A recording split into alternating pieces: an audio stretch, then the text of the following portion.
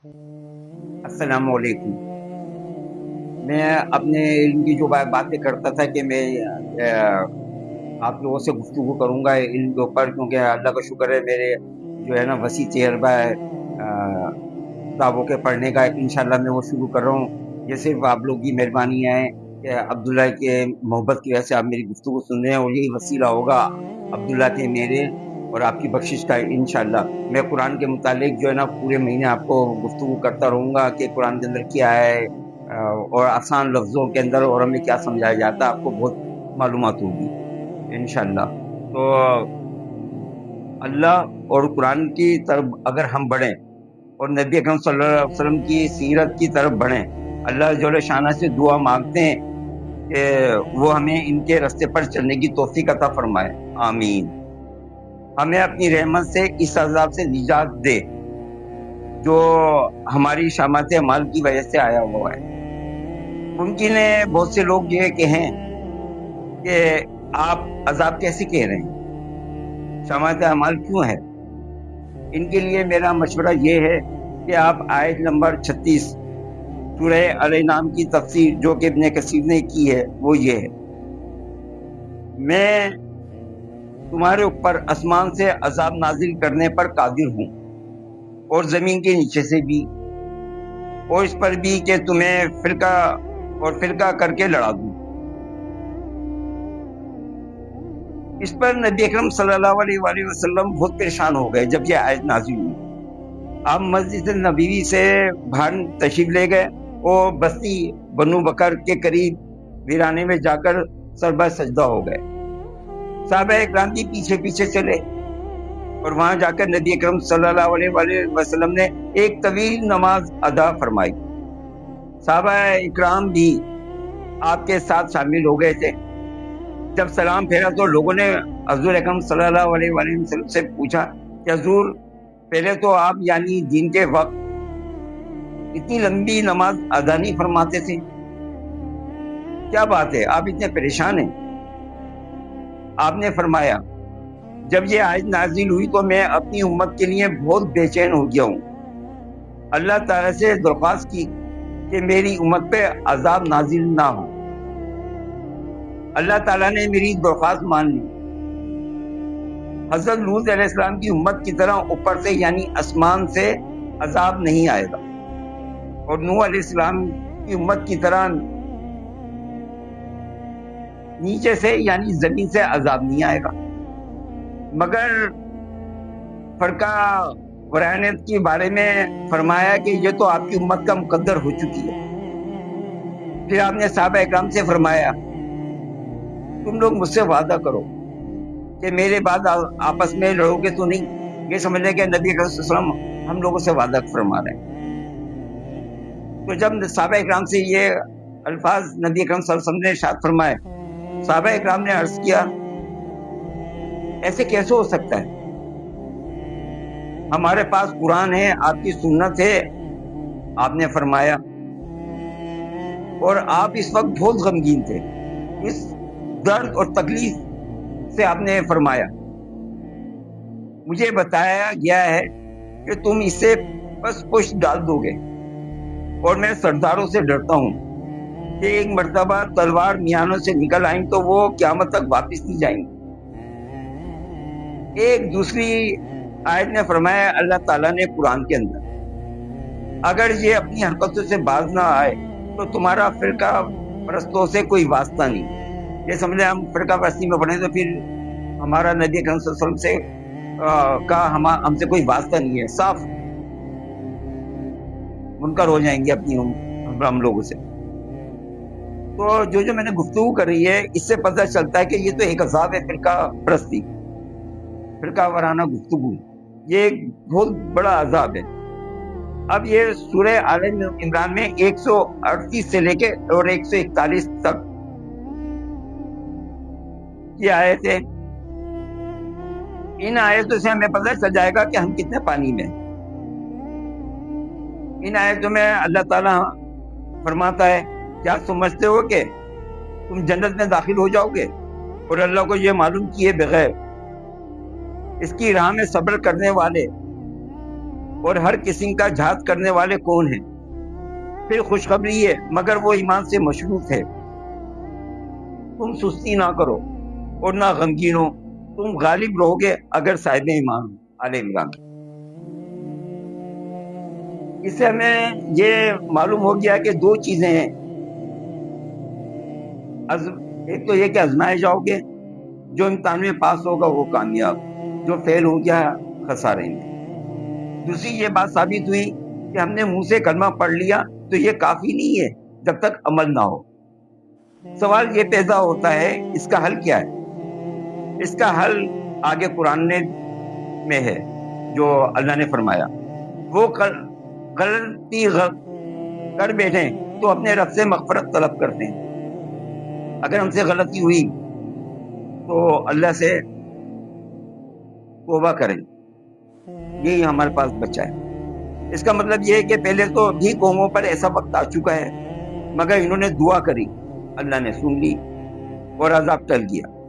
یہ حضرت یونس علیہ السلام کی بات بتا رہا ہوں۔ لیکن ہمیں کہ دنیا کی واقعیت جہاں اللہ اور اس کا رسول نے جینے کے تمام اصول اور آداب سکھائے ہیں، وہاں دعا کرنے کے لیے پوری ایک سورہ نازل کر دی جو ہم ہر نماز میں پڑھتے ہیں، مگر نہ اس کی عظمت جانتے ہیں نہ معنی،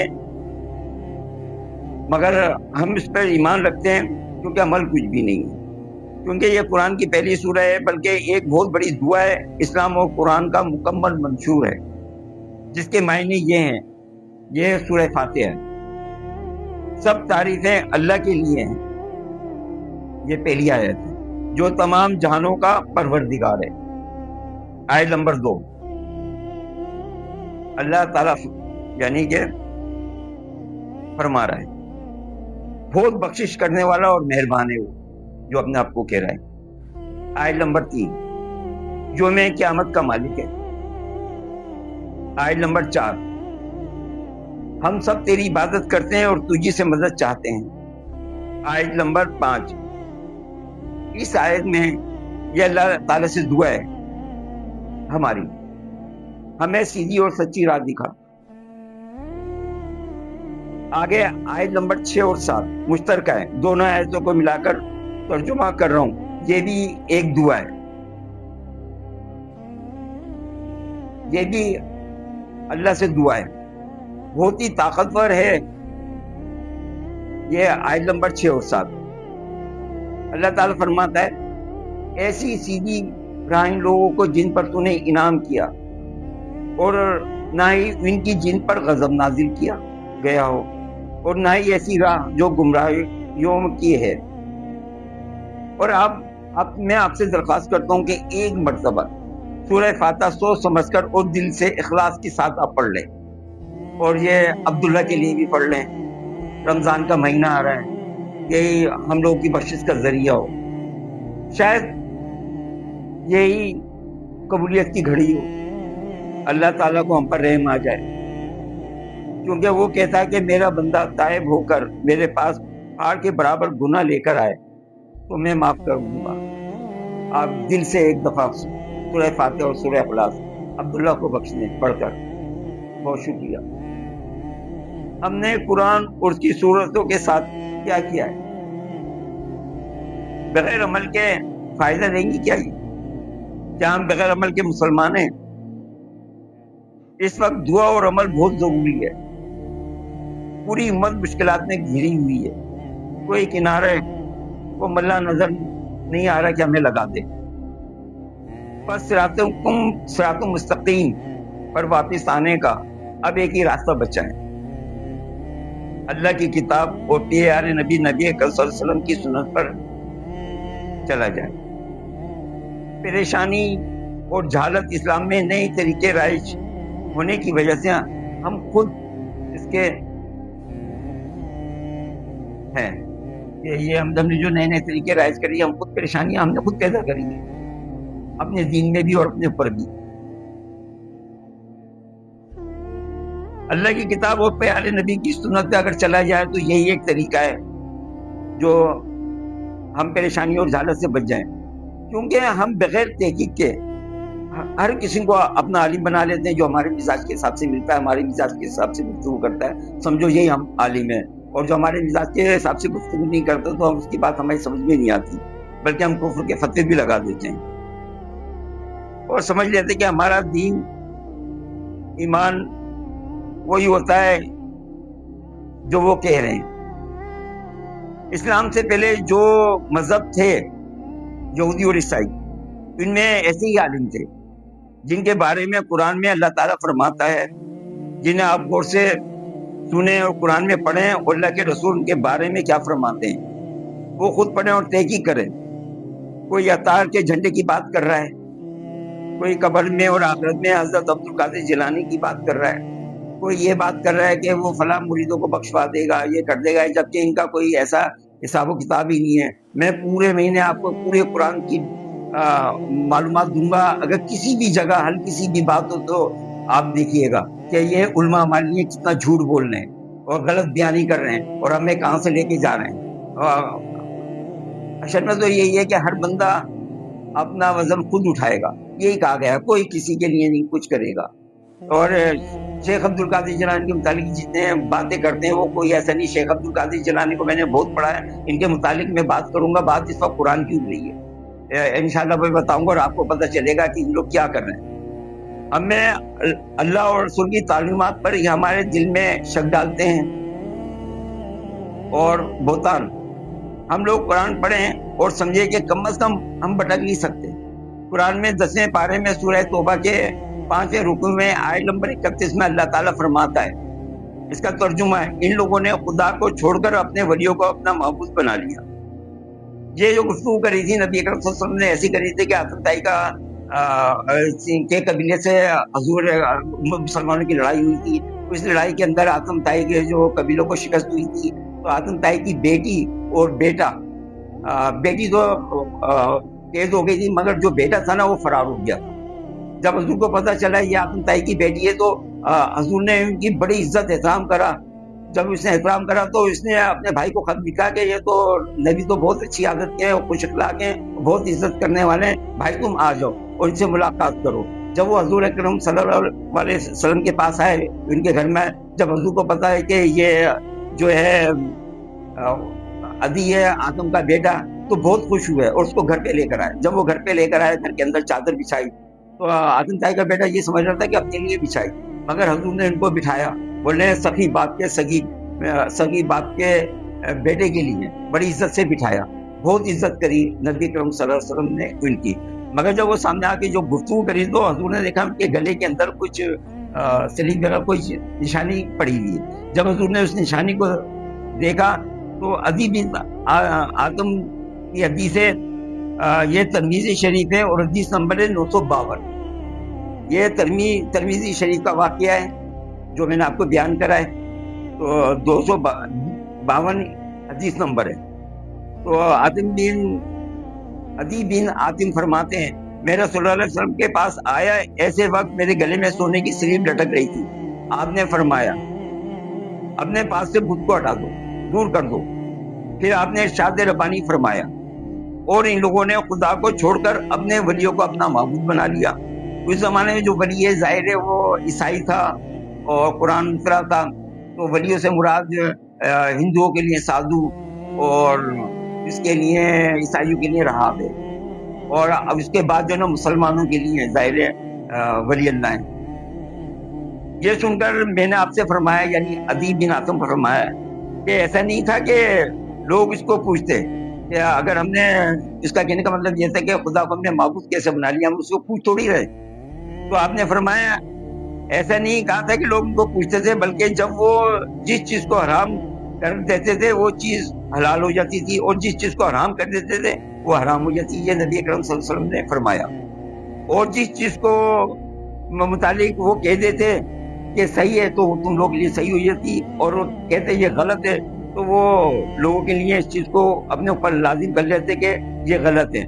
تو یہ ان کو معبود سمجھنے کی برابر بات نہیں ہوئی۔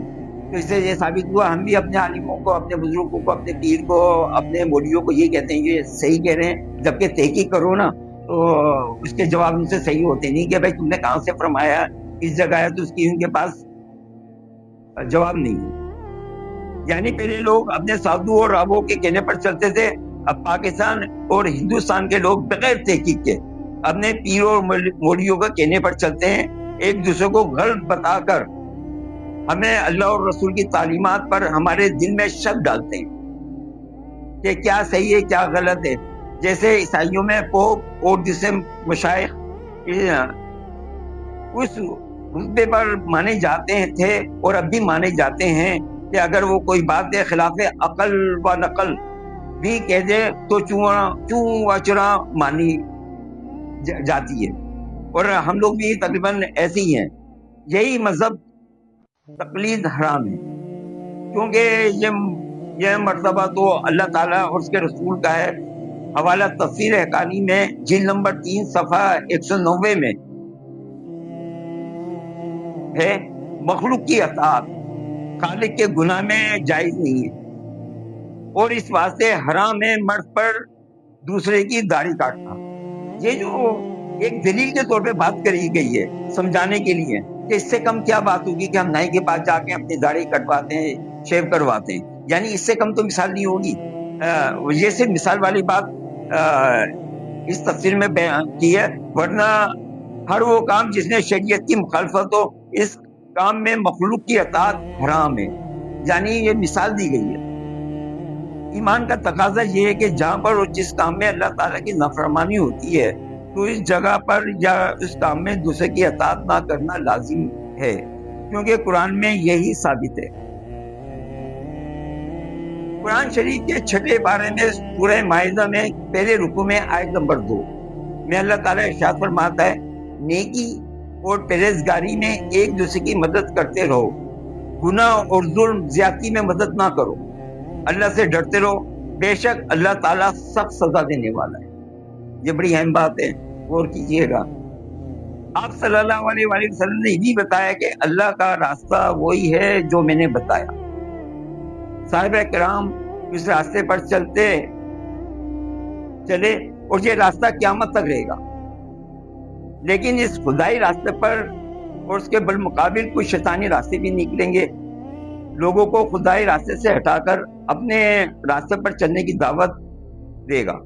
اپنی اس دعوت میں لوگوں کے مزاج اور نفسیات کے مطابق دلائل بھی دے گا، جو آج کل ہو رہا ہے. جو بھی مولانا ہمارے مزاج اور نفسیات کے مطابق دلائل دے بس وہ صحیح ہے. وہ تو اللہ کا شکر ہے ہم حضور کے امتی ہیں، ورنہ کوئی عیسائی یہودی بھی دلائل دے گا تو ہم تو وہ بھی یقین کر لیتے. مگر امت کو آگاہ رہنا چاہیے کہ خدا تک پہنچنے کا راستہ وہی ہے جو نبی کرم صلی اللہ علیہ وسلم نے فرمایا. صحابہ اکرام خلفائے راشدین چلے اور جس کی پیروی اولیاء امت کرتے ہوئے اور تمام عالم جو علم تشریعات کی شکل میں محفوظ ابھی تک رکھا ان لوگوں نے، الحمدللہ ان کی وجہ سے اس امت کے پاس آج بھی یہ ساری چیزیں بالکل صحیح اور سالم اسی طرح محفوظ ہے، گویا آج کے لیے ہی یہ دین نازل کیا گیا ہے. جو شخص اللہ تعالیٰ کے مقررہ صراط مستقیم کو چھوڑ کر ان پگڈنڈیوں پر نکل پڑے گا جو کہ دین میں ظاہر نہ ہو، ظاہر نہیں ہے، جو اضافہ ہیں، وہ کسی لغو دہک سیرا میں بھٹک کر بھوک پیاس میں اپنی جان گوا کر خسارے میں رہے گا. جو اصول اور قواعد اور فرمودات جو نبی کریم صلی اللہ علیہ وسلم پہ اور قرآن کو سمجھ لے تو ایک متوسط ذہن کے آدمی کو یہ مشکل نہ ہوگا. جو میں آپ کو قرآن کے متعلق بتاؤں گا آپ غور سے سنیے گا.